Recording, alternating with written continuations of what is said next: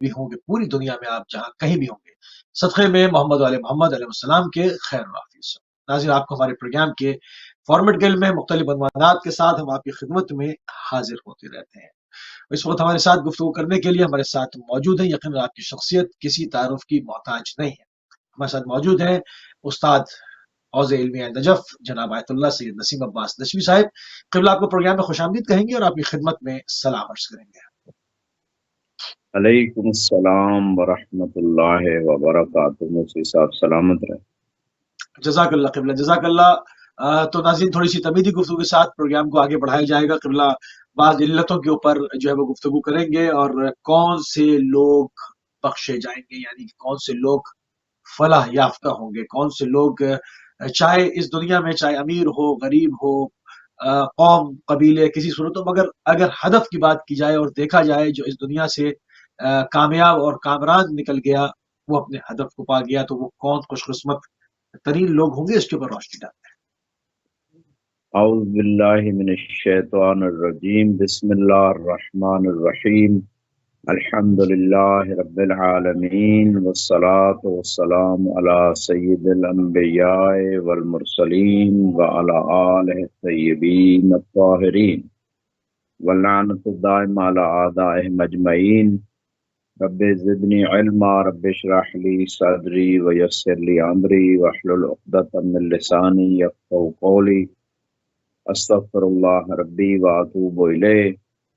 مفتی صاحب ہمارا یہ سلسلہ جو ہے گاہ بگاہ اہل بیت در قرآن کے عنوان سے جاری و ساری رہتا ہے، تو ہم ان آیات اور روایات کو لے کے آتے ہیں کہ جو اہل بیت کی شان میں آئی ہیں۔ اگرچہ بعض علماء نے 1000 آیتیں جمع کی ہیں اہل بیت کی شان میں، جیسے علامہ ہاشم بارانی کی کتاب ہے الف آیہ نزلت فی علی ابن ابی طالب علیہ السلام، کہ مولا علی کی شان میں 1000 آیت آئی، اور بعض اہل سنت علماء نے 300 آیتیں جمع کی ہیں، اور بعض روایت بتاتی ہیں کہ چوتھائی قرآن کا حصہ اہل بیت کی شان میں ہے، اور چوتھا حصہ ان کے دشمنوں کی مذمت میں ہے، اور چوتھا حصہ فرائض اور احکام ہے، اور ایک حصہ جو ہے وہ قصے ہیں قرآن میں لوگوں کو عبرت اور نصیحت کرنے کے لیے۔ تو یہاں پہ بہت ساری چیزیں ہیں انسان کی کامیابی میں، بہت سارے امور کا دخل ہے، عقیدہ ہے، عمل ہے، اور قرآن نے اس حوالے سے بات کی ہے، لیکن چونکہ ہمارا سلسلہ جو ترتیب سے چل رہا ہے اور ان آیات کو ہم دیکھتے ہیں کہ جس میں اہل بیت کی شان ہے، تو آج ہمارے سامنے جو ہے سورہ نساء کی 116 نمبر آیت، ان اللہ لا یغفر ان یشرک بہ ویغفر ما دون ذلک لمن یشاء، کہ بے شک اللہ سبحانہ و تعالی شرک کو معاف نہیں کرے گا اور اس کے علاوہ جس کے لیے چاہے گا بخش دے گا۔ اس آیت کے ضمن میں بعض روایات ہیں، لیکن طبعاً یہاں شرک کی جب بات ہوئی تو چاہے وہ شرک ذات میں ہو یا خدا کی صفات میں ہو یا خدا کے افعال میں ہو یا اللہ کی اطاعت میں ہو، جس قسم کا بھی شرک ہے، ہر شرک کی بات کی گئی ہے۔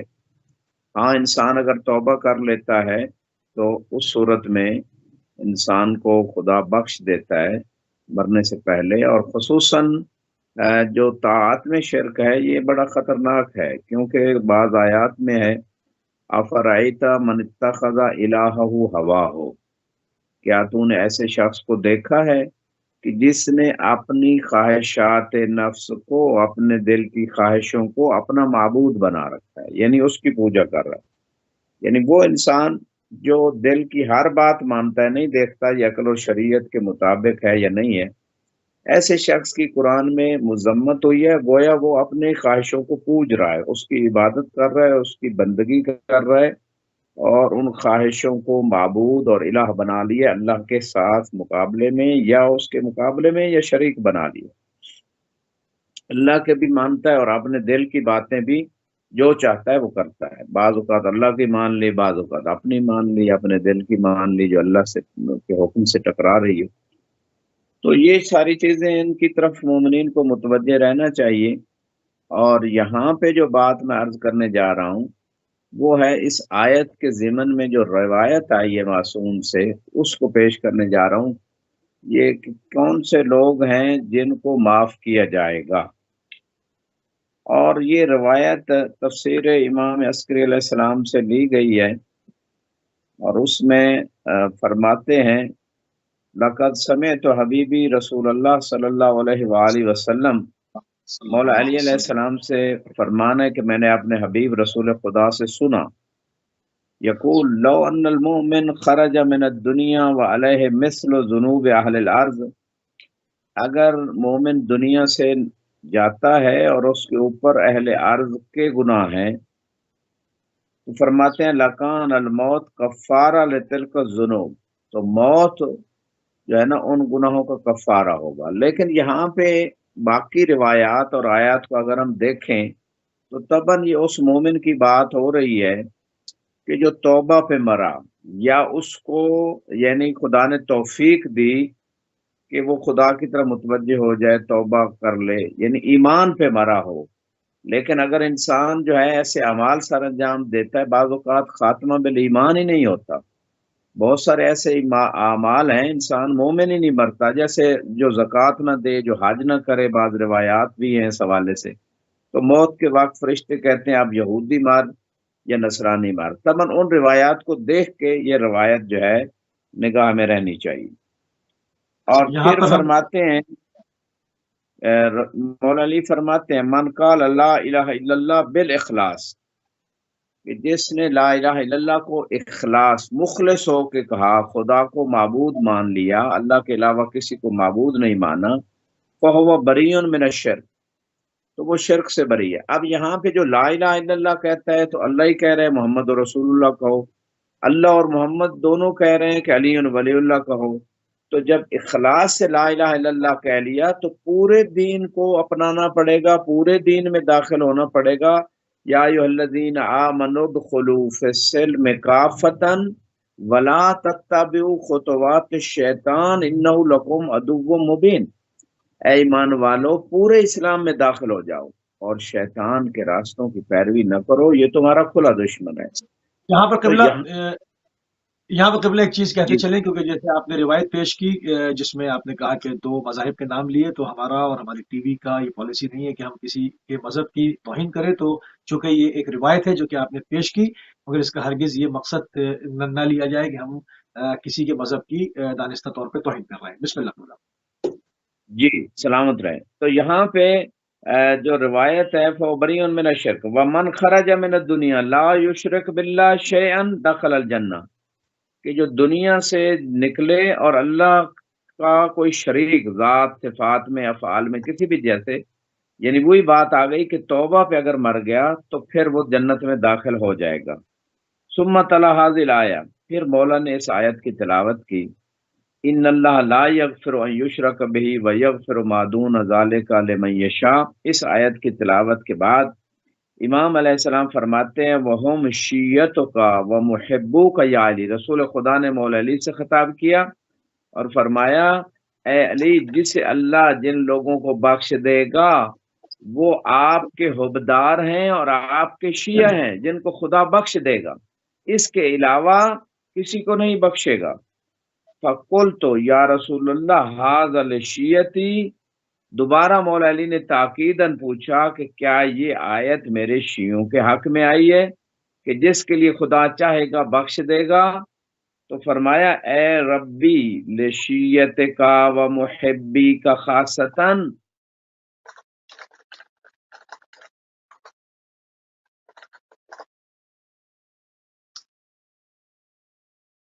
جی ناظرین، تھوڑی سی لانگ ڈسٹینس کال ہے، اور جو ہے وہ کوشش کریں گے کہ ہمارا رابطہ قبلہ سے ہو جائے، تو پھر جو ہے وہ ہم اپنی بات کو کنٹینیو کر سکیں۔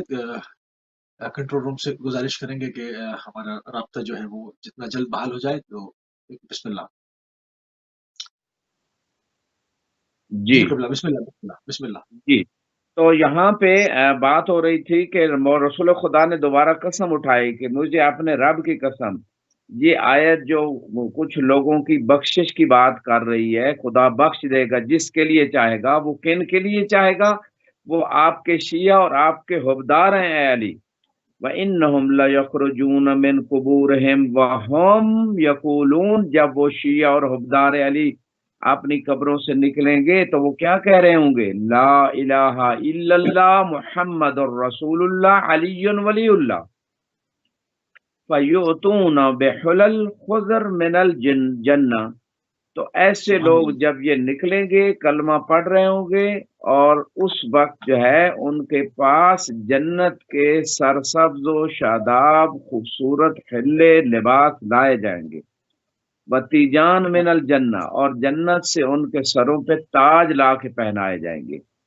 फल यलबिस कुल्लु वाहिद मिनहुम हिल्ला खजरा व ताजुल मलिक, उन शियों और हुब्बारान अली में से हर बंदा जन्नत का वो लिबास भी पहनेगा और अपने सर पे बादशाहों वाला ताज भी रखेगा।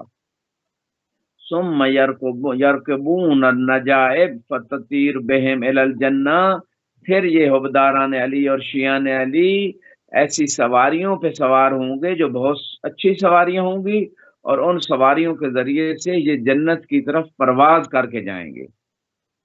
और फरमाया ला यहज़ुनुहुम अल फज़ाउल अकबर, तो फिर रसूल खुदा ने ये आयत पढ़ी कि उस दिन उनको रोजे क्यामत की मुश्किल का कोई कोई हुज़्न व मलाल नहीं होगा। व ततलक्काहुमुल मलाइका, और उनसे मलाइका आके मुलाकात करेंगे। हाज़ा यौमुकुम अल्लज़ी कुंतुम तुअदून, ए अली के शियो, अली के हुब्बारो, यही वो दिन है जिसका आप लोगों से वादा किया गया था।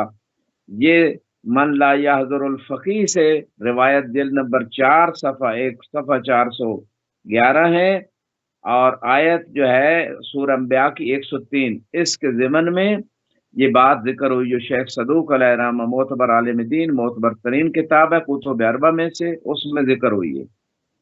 और इसी माना में जो है इमाम सादिक अलैहिस्सलाम से हमारी शेख सदूक में भी एक रवायत है, काल रसूलुल्लाह सल्लल्लाहु अलैहि वसल्लम अल मौत कफ़ारतु लिज़ुनूबिल मोमिनीन, कि मौत जो है वो मोमिनों के गुनाहों का कफ़ारा है। तबन वो गुनाह जिनका ताल्लुक हुकूकुल्लाह से है, हुकूकुल इबाद जो रिवायात बताती हैं वो माफ़ नहीं होते जब तक कि वो बंदा माफ़ ना कर दे।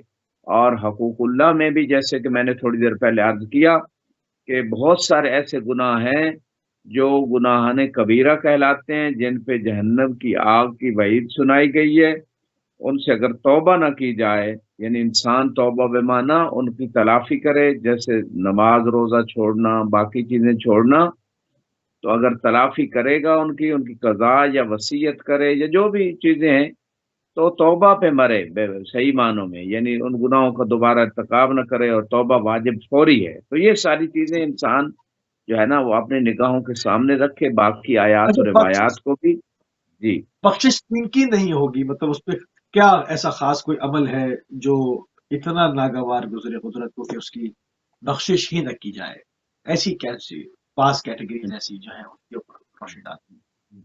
इस शिर्क का जी तो आपने बिल्कुल। जिक्र किया, एक इसमें तो तरफ जो है कुछ लोग हैं जिन्हें बख्शिश की बशारत दी गई, और वो कहते जो मेयार और स्केल बनाया गया वो अली की मोहब्बत और अली अलैहिस्सलाम की पैरोकारी है रसूल खुदा के बाद। तो अब यहाँ पे बात ये है कि कुछ ऐसे लोग भी हैं जिनकी बख्शिश नहीं होगी, उनके बारे में भी कुरान ने बता दिया। वही सूरह निसा है और उसकी 137 और 138 नंबर आयत है। इन्नल्लज़ीना आमनू सुम्मा कफरू सुम्मा आमनू सुम्मा कफरू, बेशक जो लोग ईमान ले आए फिर काफिर हो गए, फिर ईमान ले आए फिर काफिर हो गए। इस आयत से पता चलता है कि ईमान अगर कोई ले आए तो ये नहीं कि वो हमेशा मोमिन ही रहे, बाद में काफिर हो सकता है, और काफिर हो जाए तो फिर मोमिन भी हो सकता है। सुम्मज़दादु कुफ्रन, फिर उनका कुफ्र बढ़ता गया। लम यकुनिल्लाहु लियगफिर लहुम, तो अल्लाह सुब्हानहू तआला इनको नहीं बख्शेगा। वला लियहदियहुम सबीला, और ऐसे लोगों को अल्लाह सबील की हिदायत भी नहीं करेगा। हालांकि खुदा कहता है इन्ना हदैना सबीला इम्मा शाकिरा व इम्मा कफूरा, کہ ہم نے تو سیدھا راستہ دکھا دیا، اب اس پہ چل کے کوئی اللہ کا شکر گزار بندہ بن جائے یا نہ شکرہ بندہ بن جائے۔ لیکن یہاں پہ خدا یہ کہہ رہا ہے کہ اس مقام پہ ایسے بندوں کو نہیں بخشا جائے گا ہرگز، اور راستے کی ہدایت نہیں کی جائے گی جو ایمان کے بعد بار بار کفر کو اختیار کرتے ہیں اور کفر میں پھر آگے بڑھتے چلے جاتے ہیں، ایسے لوگوں کی بخشش نہیں۔ بشر المنافقین بان لهم عذابا علیما، اے میرے حبیب منافقوں کو بشارت دے دیں، حالانکہ ان کے لیے نظارت ہے لیکن یہ اسلوب ہے کہ منافقوں کو بشارت دے دیں کہ ان کے لیے بڑا دردناک عذاب تیار ہے۔ اور قرآن میں دوسری جگہوں پہ بھی ہے، ان المنافقین فی الدرک الاسفل من النار، کہ جو منافق ہیں وہ جہنم کے گہرے ترین درجے میں ہوں گے۔ بعض روایات بھی بتاتی ہیں جیسے آیات بتا رہی، منافق وہی ہوں گے جو اہل بیت سے بغض رکھتے ہوں گے، یا لا یحبک الا مؤمن ولا یبغضک الا منافق، اے علی منافق کے علاوہ آپ سے بغض کوئی نہیں رکھے گا، مومن کے علاوہ محبت کوئی نہیں کرے گا۔ تو جن لوگوں نے اہل بیت سے دشمنی رکھی وہ منافق ہیں، اور قرآن نے منافقین کی سزا دردناک عذاب رکھی ہے، جہنم کا گہرا درجہ رکھا ہے۔ بعض روایت کہتی ہیں قاتلان امام حسین علیہ السلام اور باقی اہل بیت کے قاتل بھی اسی طرح ہیں، وہ روز قیامت ان کو جہنم میں پہلے بھیجا جائے گا، مشرکین سے بھی اور کفار سے بھی۔ تو یہ کہیں گے کہ مشرکوں سے بھی اور کافروں سے بھی پہلے ہمیں بھیجا جا رہا ہے، تو اللہ کہے گا آپ لوگ جانتے ہوئے یہ ظلم اور ستم اور یہ جرم کر رہے تھے، تو اس لیے آپ کو پہلے بھیجا جا رہا ہے، آپ منافقین میں سے۔ تو یہاں پہ یہ بات جو ہے، ایک اور روایت اس مقام پہ ان آیات کی روشنی میں امام صادق علیہ السلام سے روایت موجود ہے موسی صاحب یہاں پہ، اور یہ روایت کتاب الکافی جلد نمبر 1 صفحہ 420 پہ ہے، جو اس آیت دونوں آیتوں کے ضمن میں روایت ذکر ہوئی ہے۔ امام فرماتے ہیں ان الذين آمنوا ثم كفروا ثم آمنوا ثم كفروا ثم ازدادوا كفرا ثم ازدادوا كفرا قال نزلت في فلان وفلان آمنوا بالنبي صلی اللہ علیہ وآلہ وسلم اول الامر وكفروا حين عرضت علیہم الولایہ، کہ یہ ان لوگوں کے بارے میں ہے کہ وہ شروع میں تو ایمان لے آئے، لیکن جب ان پہ اہل بیت کی ولایت، مولا علی کی ولایت پیش کر دی گئی تو انہوں نے انکار کر دیا۔ اچھا، یہ کفر بالولایہ یہاں یہ بات قرآن میں بھی موجود ہے، فقط امام کے فرمان میں نہیں ہے۔ جیسے کہ حکم پروردگار ہوتا ہے سأل سائل بعذاب واقع للکافرین لیس لہ دافع، کہ سنشیہ مفسرین نے لکھا کہ منکر ولایت علی جب غدیر پہ اعلان ہوا تو رسول خدا سے آ کے کہا کہ یہ آپ نے اپنی طرف سے یا اللہ کی طرف سے اعلان کیا ہے؟ تو آپ نے فرمایا میں نے اللہ کی طرف سے کیا، کہ اگر اللہ کی طرف سے تو میرے اوپر ابھی عذاب آ جائے۔ تو سوال کرنے والے نے سوال کیا عذاب کا، خدا کرے ایسے کافروں سے خدا عذاب کو دور نہیں کرتا، حالانکہ قرآن میں ہے کہ وما کان اللہ لیعذبہم وانت فیہم، اے میرے حبیب جب تک آپ ان کے اندر ہیں میں نے عذاب نہیں دوں گا۔ لیکن اس حکم عمومی کی تخصیص کی خدا نے ولایت علی کے منکر کو رسول کی مسجد کے باہر عذاب نازل کر کے بتایا کہ یہ ایسا جرم ہے جس کی معافی نہ دنیا میں نہ آخرت میں۔ تو یہاں بھی قرآن بھی کہہ رہا ہے کہ منکرین ولایت علی کے سے عذاب نہیں روک سکتا۔ یہاں امام بھی اسی آیت کے ضمن میں تفسیر فرما رہے ہیں کہ کچھ لوگ تھے جو ایمان لے آئے لیکن ولایت کے منکر ہو گئے، غدیر کے منکر ہو گئے۔ این قال نبی صلی اللہ علیہ وآلہ وسلم من کنت مولا ہو فعلی مولا، جب رسول خدا نے فرمایا کہ جس کا میں آقا و حاکم و سردار ہوں اس کا علی بھی ہے، اس وقت انہوں نے انکار کر دیا۔ ثم آمنوا بالبیع لامیر المومنین علیہ السلام، پھر بعد میں مولا کی بیعت چونکہ لی گئی غدیر پہ ہی، پہلے انکار کیا، پھر جناب غدیر پہ جب بیعت لے لی گئی تو پھر ایمان لے آئے۔ ثم کفروا حین مضى النبی صلی اللہ علیہ وآلہ وسلم فلم یقروا بالبیع، تو پھر بیعت علی کی کرنے کے بعد پھر جب رسول خدا دنیا سے گئے تو پھر انکار کر دیا مولا علی کی بیعت کا۔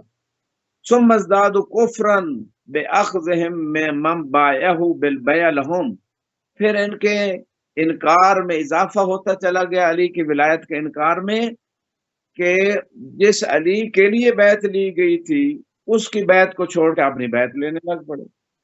فَهَؤُلَاءِ لَمْ يَبْقَ فِيهِمْ مِنَ الْإِيمَانِ شَيْءٌ.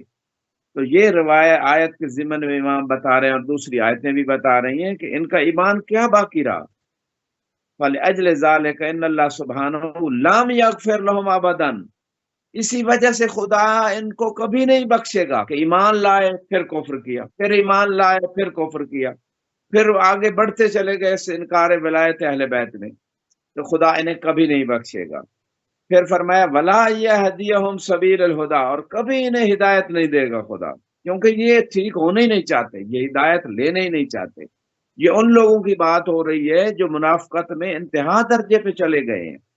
ورنہ جو لوگ مستضعفین ہیں، جن کے دلوں میں اہل بیت کی محبت ہے، اور بہت سارے لوگ ہیں اہل سنت بھائی جن کے دلوں میں اہل بیت کی محبت ہے، وہ ان کو صحیح بتایا نہیں کہ اگر آج پتہ چلے وہ مان لیں گے اس چیز کو. تو لہٰذا ایسے لوگوں کے بارے میں بات نہیں ہو رہی، بات ان لوگوں کی ہے کہ جو جانتے بوجھتے ہوئے جان بوجھ کے پھر انکار پہ انکار لگے ہوئے ہیں. فرمایا وَلَأَنَّهُمْ مُنَافِقُونَ، اسی وجہ سے بھی خدا انہیں نہیں بخشے گا اور ہدایت نہیں دے گا کیونکہ یہ منافق ہیں. وَكَانَ نِفَاقُهُمْ فِي الدِّينِ عَظِيمًا، اور دین کے اندر بہت بڑا وہ نفاق رکھتے تھے. اسی وجہ سے اللہ نے اپنے حبیب سے فرمایا بشر المنافقین بأن لهم عذابا علیما، کہ ایسے منافقوں کو جو علی کی ولایت کے مان کر پھر منکر ہو گئے، ایسے منافقوں کو بشارت دے دو عذاب علیم کی اور دردناک عذاب کی. جی موسی صاحب. جزاک اللہ قبلہ، جزاک اللہ. اچھا، برہان اور نور مبین سے کیا مراد ہے؟ اس پر بھی روشنی ڈالنا.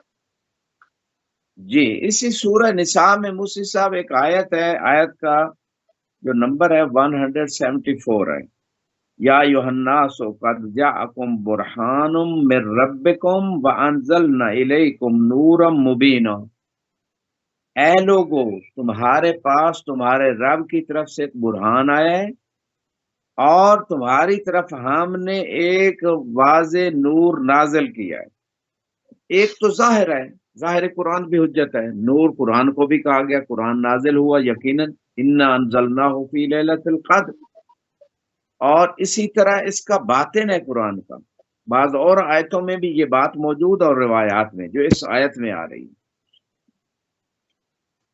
اس مقام پہ امام صادق علیہ السلام فرماتے ہیں، اور یہ روایت بھی جو ہے کتاب تعویل الآیات الظاہرہ فی فضائل العطرۃ طاہرہ، اس کتاب میں موجود ہے. اور اس کتاب میں جو روایت ہے وہ امام صادق علیہ السلام سے ہے.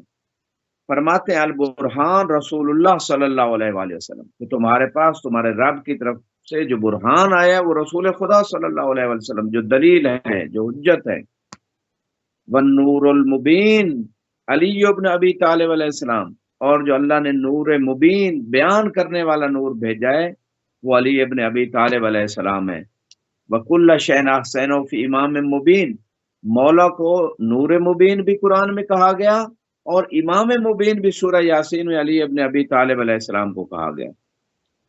اور بعض آیات میں اللہ سبحانہ و تعالی نے فرمایا کہ میرے حبیب کی اتباع کرو، وَاتَّبِعُوا نُورَ الَّذِي أُنزِلَ مَعَهُ، اور اس نور کی بھی اتباع کرو جو رسول کے ساتھ نازل ہوا. ایک تو ظاہر یقیناً قرآن بھی ہے، اور اس کا باطن یہ ہے کہ چونکہ انا و علی من نور واحد، یہ دونوں ہستیاں ایک ہی نور سے ہیں. کتاب کافی میں روایت ہے. اور یہ صلبوں میں خدا نے ان کو آدم کی صلب میں رکھا اور یہ صلبوں میں آتی گئی یہ ہستیاں نورانی حالت میں. اشہد انک کنت نورا فی الاسرار بالشامخہ والارحام المطہرہ، کہ میں گواہی دیتا ہوں کہ آپ نور تھے بلند و بالا صلبوں کے اندر، با ایمان صلبوں کے اندر. یہ زیارت وارثہ کے جملے ہیں، معتبر ترین زیارت. تو یہ جو نور تھا یہ اس طرح آیا دنیا میں. پھر آدم جناب عبد المطلب سے دو حصے ہوئے نور کے، ایک جناب عبداللہ کی صلب میں اور ایک جناب ابو طالب کی صلب میں مولا علی علیہ السلام کا نور گیا. تو یہ اس نور کی بات ہو رہی ہے قرآن میں. رسول کے ساتھ جو نور نازل ہوا، رسول کے ساتھ جو ہے اس نور کی بھی اتباع ضروری ہے. اب اتباع جو ہے وہ شخصیت کی ہوتی ہے. جیسے ایک اور مقام پہ قرآن نے اتباع کی بات کی، نور کے اتباع کی جو رسول کے ساتھ ہے آیا اس دنیا میں، تو اتباع قل ان کنتم تحبون اللہ فاتبعونی، اگر تم اللہ سے محبت کرتے ہو تو اے لوگوں میری اتباع کرو۔ رسول خدا کو یہ حکم ہوا قرآن میں۔ اتباع شخصیت کی ہوتی ہے، جس طرح رسول خدا کی شخصیت ہے، مولا علی علیہ السلام کی شخصیت ہے، لیکن جنبہ بشری تبن موجود ہے۔ یہ نور بشری لباس میں آیا اور سیرت پیش کی، اپنا عملی طور پہ ایک کردار پیش کیا تاکہ لوگ اس سیرت کو اپنا سکیں اور دنیا و آخرت کی کامیابیاں سمیٹ سکیں۔ تو یہاں پہ بھی جو بات ہوئی اس سورہ نساء کی اس آیت میں، وہ رسول خدا اور مولا علی کے حوالے سے۔ جی موسی صاحب۔ جزاک اللہ۔ اچھا، دین کامل کیسے ہوتا ہے؟ اس کی کیا خطوط کیا ہے؟ اس پر روشنی ڈال۔ جی بہت ساری چیزیں ہیں۔ دین ہے عبارت اصول دین اور فروع دین کا۔ اصول دین میں اگرچہ 5 چیزیں جو بنیادی تھیں ان کو بیان کیا گیا، توحید ہے، نبوت ہے، عادل خدا کی عدالت کو ذکر خصوصی طور پہ کیا گیا، امامت ہے، قیامت ہے، بلکہ ہر وہ چیز جو قرآن نے اس کو لازمی قرار دیا، جو قرآن میں نازل ہوئی یا اہل بیت کے فرمان میں عقیدہ اس کا رکھنا ضروری ہو قرار دیا گیا، وہ اصول دین میں سے، چاہے وہ امامت کا اس سے تعلق ہو، نبوت ہے، قیامت ہے، توحید ہے، عدل ہے، اور اسی طرح جو ہے جیسے شفاعت کے بارے میں، رجعت کے بارے میں روایات ہیں، جو رجعت اور شفاعت کا عقیدہ نہیں رکھتا وہ ہمارے شیعوں میں سے نہیں۔ تو یہ جو بات اس مقام پہ ہو رہی ہے کہ اصول وہ قواعد ہیں، وہ قوانین ہیں کہ جو قرآن اور حدیث سے معتبر نے، روایات اہل بیت نے ان کو وضع کیا، ان پہ ایمان رکھنا، دلیل سے ان کو سمجھنا ضروری ہے، خصوصاً وہ بنیادی چیزیں کہ اگر ان کو دلیل سے نہ اخذ کیا جائے تو انسان کا ایمان یا تو ضعیف ہے یا انسان کے پاس ایمان ہی نہیں۔ تو بہت ساری چیزیں ہیں کہ جو دین کے کامل ہونے میں، اچھا اب یہاں پہ کامل کے مقابلے میں ہوتا ہے نقص۔ تو اگر انسان دین کی بعض چیزیں اپنا لیتا ہے، عمل میں بھی اسی طرح ہے، عمل جتنا صالح ہوگا، جتنا انسان واجبات کی ادائیگی اور محرمات سے پرہیز کرے گا، اتنا اس کا دین کامل ہوگا، اور جتنا اس کے عمل میں کوتاہی ہوگی، عمل میں کمزوری ہوگی، عمل میں اخلاص نہیں ہوگا، اتنا دین میں نقص ہوگا۔ یہ تو ایک اجمالی سی بات ہے، لیکن ہم بات کر رہے ہیں سورہ مائدہ کی اس آیت کے حوالے سے، 3 نمبر آیت ہے، جس میں اللہ نے ارشاد فرمایا الیوم اکملت لکم دینکم واتممت علیکم نعمتی ورضیت لکم الاسلام دینا، کہ سبحان آج میں اللہ۔ نے تمہارا دین مکمل کر دیا اور تمہارے اوپر نعمت تمام کر دی اور دین اسلام سے راضی ہو گیا۔ اس میں کون سی ایسی بات تھی کہ خدا کہہ رہے آج؟ الف لام ہے، اہل علم جانتے ہیں یوم کے اوپر کہ یہ وہ خاص دن ہے، ہر دن نہیں، اور یہ 18 ذی الحج غدیر کا دن تھا، جس دن خدا نے مولا علی کی ولایت کے اعلان کے بعد جو خدا کے حکم سے تھی، یا ایھا رسول بلغ، اے محبوب پہنچا دے جو آپ کی طرف حکم آ چکا ہے، اگر نہیں پہنچایا تو آپ نے رسالت کا کوئی کام نہیں کیا۔ اس پہ بھی روایات ہے باقاعدہ، لیکن جب وہ صحیح۔ اعلان ولایت پہنچا دیا گیا، اب خدا کرے آج دین کامل ہو گیا۔ اور اسی پہ شیخ صدوق علیہ رحمہ کی مشہور کتاب ہے اکمال الدین و اتمام النعمہ، اسی آیت کے نام سے انہوں نے یہ کتاب کا ٹائٹل دیا ہے۔ یہاں پہ موسوی صاحب بات یہ ہے کہ خدا کہہ رہا ہے کہ جس دین میں 12 ائمہ کی امامت کا عقیدہ نہیں ہے، ان کی امامت و ولایت کا عقیدہ نہیں ہے، وہ دین کامل نہیں ہے، وہ دین ناقص ہے۔ الیوم اکملت لکم دینکم، یہاں پہ ایک میں تھوڑا سی وضاحت کروں گا۔ کچھ لوگ یہ کہتے ہیں کہ 12 ائمہ کی امامت ماننا یہ مذہب کے لیے ضروری ہے، مذہب تشیع کے لیے، یہ اسلام کے لیے ضروری نہیں۔ میں سمجھتا ہوں یہ اشتباہ ہے، یا کم از کم ان کی اپنی تحقیق ہوگی، یہ کہہ سکتا ہوں، لیکن یہ آیت بالکل صریح کہہ رہی ہے کہ دین ہی نہیں مکمل ہوتا، اور ان الدین عند اللہ الاسلام، اللہ کی بارگاہ میں اگر کوئی دین ہے تو وہ اسلام ہے، تو وہ دین جو اسلام ہے وہ مکمل نہیں ہوتا۔ یہ آیت واضح ہے، الیوم اکملت لکم دینکم، دین کامل ہی نہیں ہوتا 12 ائمہ کی امامت کے بغیر۔ واتممت علیکم نعمتی ورضیت لکم الاسلام دینا، پھر قرآن نے واضح کر دیا کہ جو اسلام اللہ نے دین بنایا ہے وہ اس دین سے خدا تبھی راضی ہوگا کہ جب 12 ائمہ کی امامت و ولایت کا عقیدہ ہوگا، جو غدیر پہ 12 ائمہ کی امامت کا اعلان ہوا تھا۔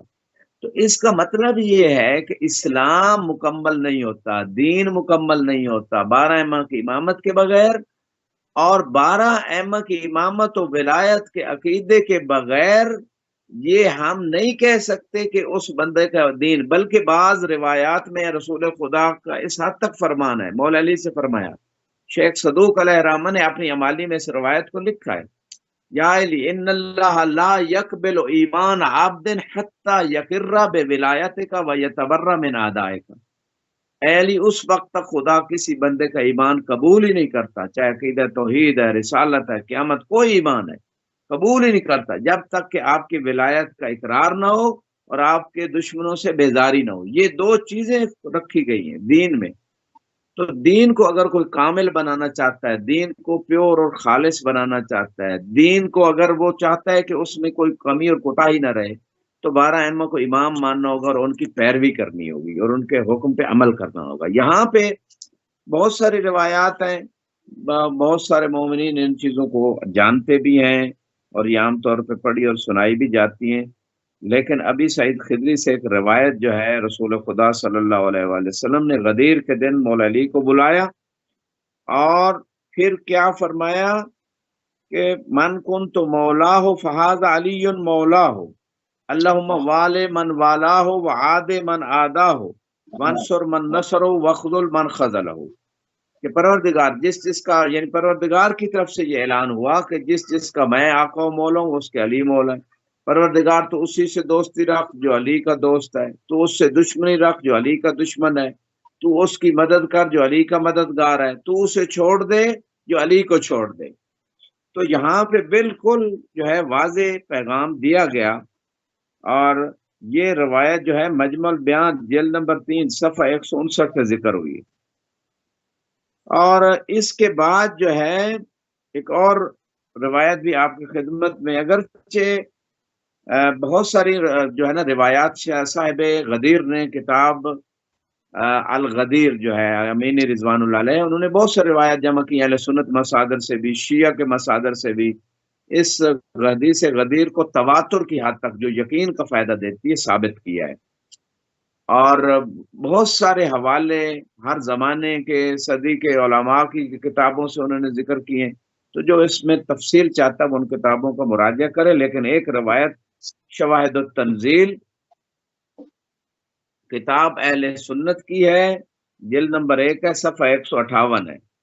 اس میں روایت ہے رسول خدا صلی اللہ علیہ وآلہ وسلم نے فرمایا، اللہ اکبر علی اکمال الدین و اتمام النعمہ، کہ اللہ بڑا ہے کس بات پہ کہ دین مکمل ہوا اور نعمت تمام ہوئی، ورضا رب رسالتی بولایت علی من بعدی، اور خدا راضی ہوا میری رسالت کے اقرار پہ اور میرے بعد علی کی ولایت کے اقرار پہ خدا راضی ہوا۔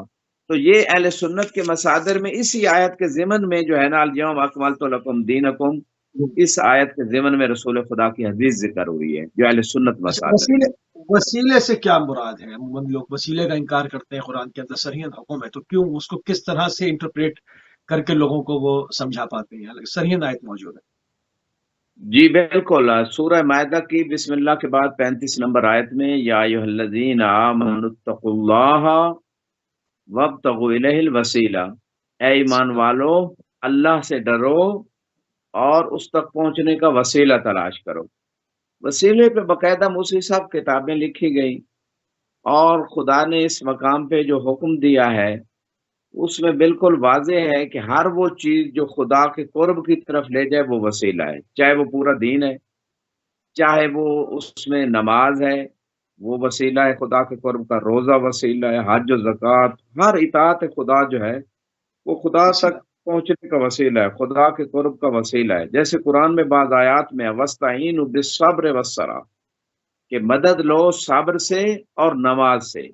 اب صبر اور نماز دونوں غیر خدا ہے، یہ دونوں وسیلہ بن رہے ہیں خدا کے قرب کا بھی، خدا کی مدد لینے کا بھی، اور خدا نے ان چیزوں میں مدد قرار دی ہے، جیسے پانی میں خدا نے مدد قرار دی ہے کہ وہ پیاس بجھائے، ہوا میں اللہ نے مدد رکھی ہے کہ انسان سانس لے کے زندہ رہے، اسی طرح باقی کھانے پینے میں اللہ نے مدد رکھی ہے کہ وہ کھا کے انسان اپنی زندگی گزار سکے.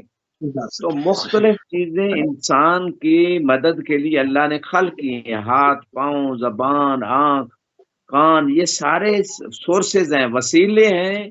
انسان ان وسیلوں سے دنیا و آخرت کما بھی سکتا ہے اور خراب بھی کر سکتا ہے. وسیلے کا اچھا برا یوز انسان کو اختیار دیا گیا. انا ہدینا السبیلا اما شاکرا و اما کفورا. یہاں پہ بھی یہی ہے. جیسے کوئی کسی کے پاس اگر بندوق ہے تو اس سے اچھا کام بھی کر سکتا ہے، دفاع بھی کر سکتا ہے، کوئی ناحق قتل بھی کر سکتا ہے. چھری سے جو ہے وہ سیب بھی کاٹ سکتا ہے، چھری سے کسی کو زخمی بھی. تو یہ انسان کو اختیار دیا گیا ہے. تو یہ چیزیں وسیلہ ہیں جو اللہ نے دی ہیں. اسی طرح صبر سے مراد بعض روایات میں روزہ بھی لیا گیا. روزہ بھی وسیلہ ہے خدا کے قرب کا. اور صبر سے مراد جو ہے تفسیر باطنی میں رسول اللہ لیے گئے. اور صلاۃ سے مراد ولایت علی ابن ابی طالب لی گئی، یا خود مولا علی مراد لیے گئے بعض روایت میں. تو یعنی رسول اللہ اور مولا علی سے مدد لو اللہ کے حکم سے، چونکہ یہ مدد لی جا رہی ہے تو یہ اللہ ہی سے مدد ہے. یہ ایاک نعبد و ایاک نستعین سے ٹکرا نہیں رہی یہ آیت. لہذا ہر اس چیز کو وسیلہ بنانا خدا کے قرب کے لیے، ہر اس چیز سے مدد لینا خدا کے قرب کے لیے. جس سے مدد لینے کا حکم خدا نے دیا ہو، جس کو وسیلے بنانے کا حکم خدا نے دیا، وہ خدا ہی سے مدد ہے، وہ خدا ہی کی عبادت ہے. اور ہر وہ چیز جس سے منع کیا ہے بتوں سے مثلا مدد لینے سے یا ان کی پوجا سے، ان کو وسیلہ بنانے سے، وہ شرک ہے. جس سے منع کیا شریعت نے وہ شرک ہے. اور جس کو خود خدا نے وسیلہ بنانے کا حکم دیا، مدد لینے کا حکم دیا، وہ عین توحید ہے. تو یہ ڈفرنس ہے دونوں چیزوں میں. یہ ایک بالکل سمپل سی سادہ سی بات ہے جو بہت اس کو پیچیدہ بنا دیتے ہیں لوگ اہل بیت کی دشمنی میں، اور یا جہالت کی وجہ سے، یا وہ لوگ جو حسبنا کتاب اللہ کہنے والے تھے وہ قرآن کو نہیں سمجھتے ہیں، چونکہ اہل بیت سے جن گھروں میں قرآن نازل ہو ان سے نہیں سمجھا گیا. تو چیزوں کو انہوں نے پیچیدہ بنا دیا. ورنہ غیر اللہ کی مدد کے بغیر ایک لحظہ انسان زندہ نہیں رہ سکتا. مثال کے طور پہ سانس نہ لے تو چند سیکنڈوں میں موت ہو جائے گی. پھیپھڑا وسیلہ ہے سانس لینے کا، ہوا وسیلہ ہے انسان کے زندہ رہنے کا. وسیلہ کس نے بنایا؟ اللہ نے. اگر یہ سمجھے کہ یہ تو مستقل چیزیں ہیں، اس میں اللہ کے ہم محتاج نہیں ہے، تو یہ شرک ہے. اور سمجھے کہ اللہ نے ہوا اور پھیپھڑے دیے ہیں تاکہ ہم زندہ رہ سکیں، تو یہ توحید اللہ نے دی ہے. فرق عقیدے کا ہے. شرک اور توحید میں فکر اور عقیدہ اور نیت کا فرق ہے. ایک مبنے پہ شرک ہو رہا ہے، دوسرے مبنے پہ توحید ہے. تو یہ بات ہے. اسی طرح اگر مثال کے طور پہ انسان کھانا نہ کھائے، کھانا وسیلہ ہے زندہ رہنے کے لیے. ایک دوسرے کے ساتھ کوآپریشن، تعاون علی البر والتقوی، قرآن خود کہہ رہے ہیں ایک دوسرے کے ساتھ نیکی اور تقوی میں تعاون کرو. اگر انسان ایک دوسرے کے ساتھ تعاون کرتا ہے اللہ کے حکم سے نیکی اور تقوی میں، تو یہ اللہ ہی کی مدد ہے جو اللہ کے حکم سے ہو رہی ہے، اور یہ عین توحید ہے. ورنہ انسان اگر ایک دوسرے کی مدد نہیں کرے گا تو پھر بھی زندہ نہیں رہ سکتا. یہ دنیا جو ہے نا بہت تیزی سے ختم ہو جائے گی. جیسے کرونا میں کتنے مسائل کریٹ ہو گئے. تو یہ کوآپریشن اور تعاون اور وسیلے پہ دنیا قائم ہے. یہ تو حصی سی چیزیں ہیں، نیچرل ہیں. یہ انسان کے جو ہے نا اس کے بغیر زندہ رہنا ہی ممکن نہیں. لیکن کچھ لوگ ضد میں آ کے اندھی تقلید کرتے ہیں ان چیزوں میں، عقائد میں بھی، اور ایسے لوگوں کی باتوں میں آ جاتے ہیں نہیں جی کوئی مدد نہیں غیر خدا سے لے سکتے. اور خود وہ انسان جو یہ کہہ رہا ہے وہ غیر خدا کی مدد کے بغیر زندہ ہی نہیں رہ سکتا. لیکن وہی بات ہے کہ عقیدہ یہ ہو کہ یہ مدد کا حکم خدا نے دیا ہے، اور اگر جس سے خدا نے مدد کا حکم دیا قرآن یا حدیث میں، اس سے مدد لینا، اس کو وسیلہ بنانا جائز ہے. اور جس سے نہیں اجازت دی اس کو وسیلہ بنانا جائز نہیں ہے. ایک بہت لمبی روایت ہے موسی صاحب، ذرا اتنا ٹائم نہیں ہوگا وسیلے کے حوالے سے، پھر کبھی موقع ہوا تو میں بیان کر دوں گا. جی موسی صاحب. صحیح. تھوڑی سی بات کو قبلہ آگے بڑھاتے ہیں کہ مرتد کون لوگ ہو جاتے ہیں، وہ کیا قسم ہے، کیا کیٹیگری ہے؟ جی ایک تو پہلے تھوڑی دیر پہلے بھی میں نے آیت پیش کی کہ کچھ لوگ ایمان لے آئے پھر کافر ہو گئے، پھر ایمان لے آئے پھر کافر ہو گئے، پھر ان کا کفر بڑھتا چلا گیا. ایسے لوگوں کو خدا نہ ہدایت دے گا، اور ایسے لوگوں کے لیے جو ہے نا وہ بشارت ہے عذاب کی، اور وہ منافق ہے. اور یہ ساری باتیں جو ہے نا پیچھے گزر گئی. یہ وہ اس میں روایت بھی تھی کہ جنہوں نے اہل بیت کی ولایت کا انکار کیا تو مرتد وہی ہوتا ہے کہ جو ایمان لانے کے بعد پھر ایمان سے پھر جائے. تو جو بھی چاہے اللہ کی وحدانیت کے اقرار سے پھر جائے، رسول کی رسالت کے اقرار سے پھر جائے، یا ان کو آخری نبی ماننے سے پھر جائے، پھر بھی مرتد ہو جائے گا. یعنی ایک چیز جو ثابت ہے، لا نبی بعد، اللہ کے رسول نے فرمایا میرے بعد کوئی نبی نہیں ہے. اگر کوئی نبی ہوتا تو بعض اہل سنت مصادر میں علی نبی ہوتے. یعنی اگر علی کو اللہ نے یہ مقام دیا ہے، اتنا شرف، انفسنا و انفسکم، کہ تم اپنی جان لاؤ میں اپنی جان لیتا ہوں، وہ اتنا مقام فضل تھا مولا علی کو عطا ہوا. ایک ہی نور ہے نا، دونوں کا نور ایک ہے، دونوں کی حقیقت ایک ہے، دونوں کو کمال ایک ہے. فرق چند چیزوں میں ہے جو اللہ نے رکھا ہے کہ رسول خدا نبی ہیں، علی نبی نہیں ہے.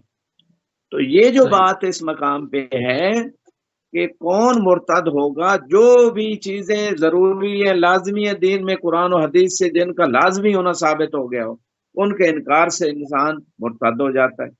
اب قرآن کی 54 نمبر آیت سورہ مائدہ میں ارشاد ہوتا ہے، یا ایھا الذین آمنوا من یرتد منکم عن دینہ، کہ اے ایمان والو، دیکھیں ایمان لائے ہیں، پھر ان کو خطاب ہو رہا ہے کہ آپ میں سے، مومنوں میں سے جو بھی اپنے دین سے مرتد ہو جائے گا، فَسَوْفَ يَأْتِ اللَّهُ بِقَوْمٍ يُحِبُّهُمْ وَيُحِبُّونَهُ، ان قریب خدا ایک ایسی قوم کو لے کے آئے گا کہ جن سے وہ اللہ محبت رکھتا ہوگا اور وہ اللہ سے محبت رکھتے ہوں گے.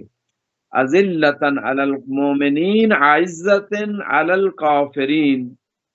اذلۃ علی المؤمنین، مومنوں کے سامنے متواضع ہوں گے یہ لوگ، اور کافروں کے اوپر جو ہے نا ان کو خدا عزت دے گا. یجاہدون فی سبیل اللہ، یہ لوگ اللہ کے راستے میں جہاد کرنے والے ہوں گے. ولا یخافون لومۃ لائم، اور یہ کسی ملامت کرنے والے کی ملامت سے خوف زدہ نہیں ہوں گے. ذالک فضل اللہ یعطیہ من یشاء، یہ وہ فضل ہے اللہ اسے دیتا ہے جس کے لیے چاہتا ہے.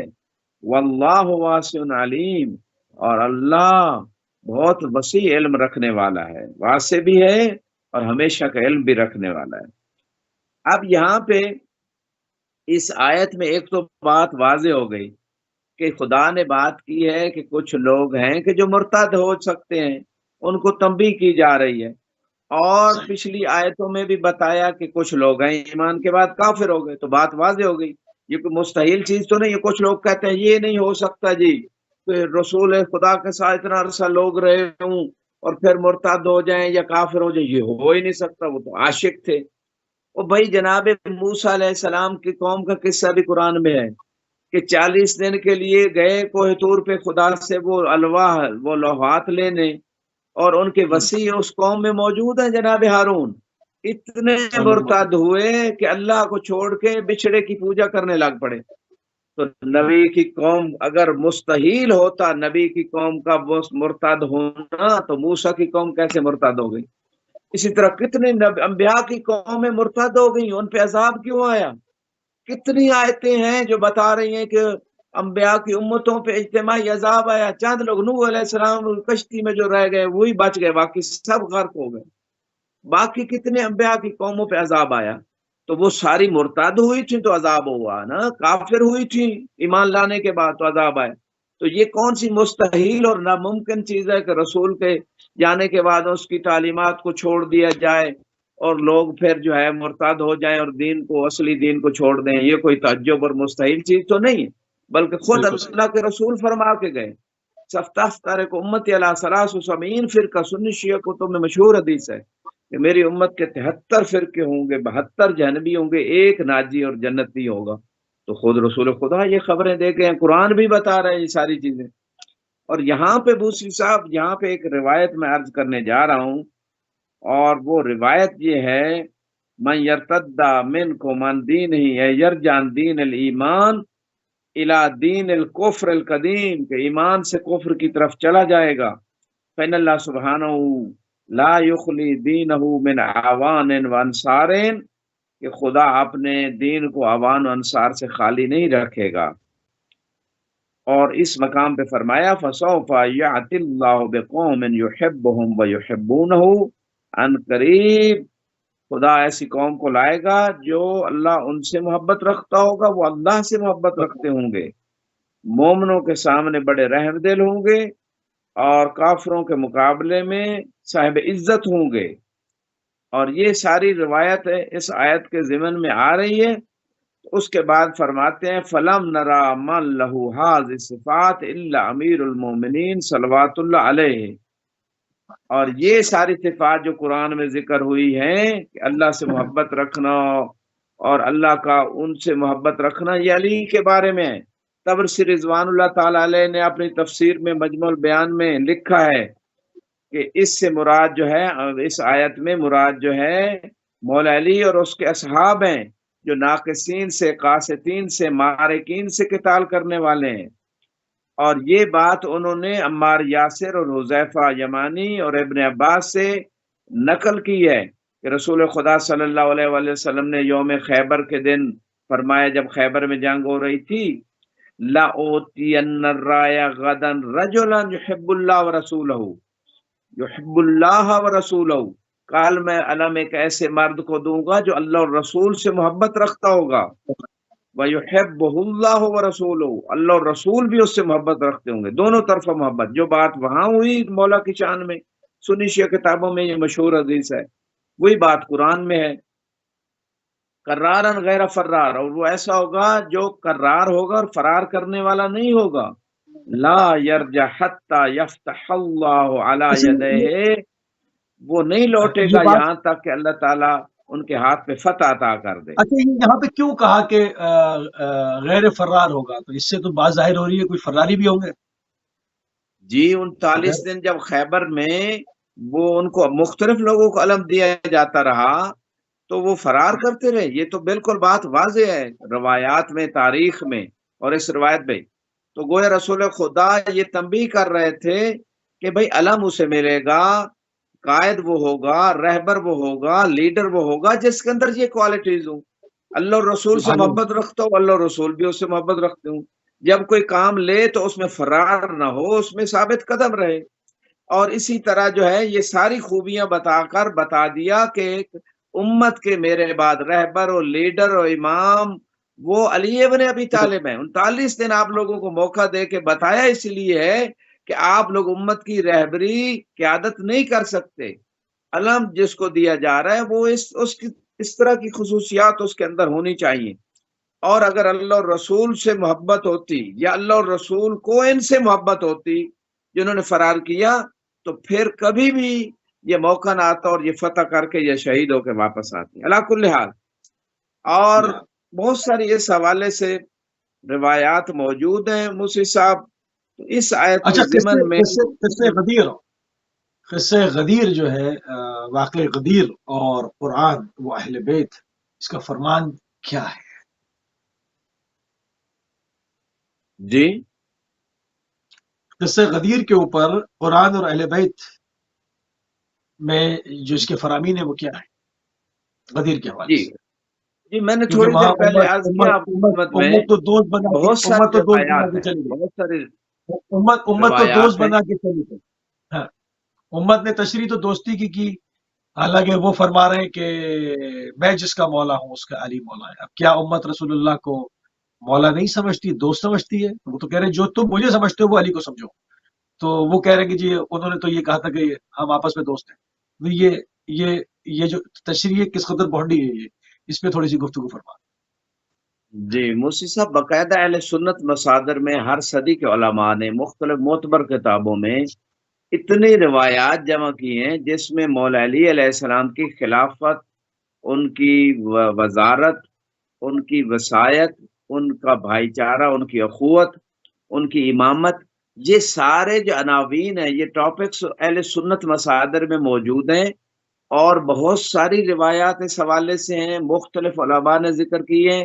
لہٰذا یہ جو ایک شبہ پھیلایا جاتا ہے علی کی دشمنی میں کہ مولا سے مراد دوست ہے، یہ شبہ اس لیے پھیلایا جاتا ہے تاکہ اس کو قبول نہ کیا جائے، ورنہ بہت ساری آیات، بہت ساری روایات خود اہل سنت مصادر میں اس میں بالکل کلیئر کہا ہے کہ میرے بعد وسیع خلیفہ جانشین علی ہیں، امام میرے بعد علی ہیں، خلیفہ من بعد علی، وزیری من بعد علی۔